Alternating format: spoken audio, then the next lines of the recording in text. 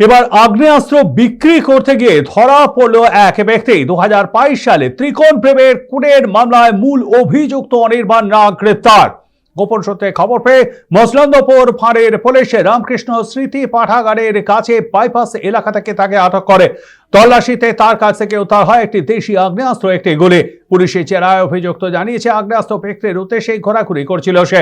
ইতিমধ্যেই তার বিরুদ্ধে অস্ত্র আইনে মামলা রুজু করে বারাসাত আদালতে পেশ করা হয়েছে।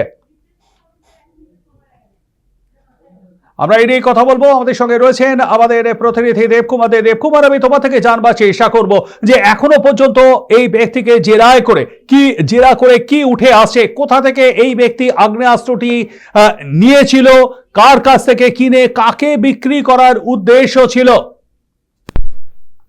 একদম তোমাকে তাকে বলে রাখি, ঘটনাটি গতকাল রাতে গোবরডাঙ্গি থানার মজুরন্দপুর ফাঁড়ির পুলিশের কাছে গোপন সূত্রে খবর আছে যে রামকৃষ্ণ স্মৃতি পাঠাগারের সামনে একজন যুবক কিন্তু ঘোরাঘুরি করছে, এবং কি কারণে ঘোরাঘুরি করছে তারপরে পুলিশ যখন গিয়ে তাকে আটক করে এবং পুলিশের কাছে সে স্বীকার করে যে সে একটি আগ্নেয়াস্ত্র বিক্রি করতে এসেছে এবং তার বাড়ি মৎস্যরন্দপুর 1 নম্বর কলোনি এলাকায়। নাম অনির্বাণ নাগ, বয়স 25 বছর, এবং পরবর্তীতে পুলিশ তাকে গ্রেপ্তার করে এবং তার কাছ থেকে উদ্ধার হয় একটি পাইপ গান ও 1 রাউন্ড কার্তুজ।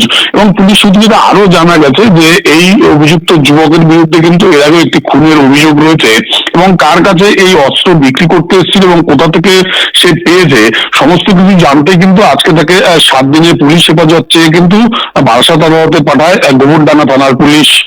কবির, ধন্যবাদ। আমাদের সঙ্গে থাকবার জন্য কথা বলছিলাম আমাদের প্রতিনিধি দেবকুমার দের সঙ্গে, এবং তা থেকে আপনারা বিস্তারিত শুনলেন।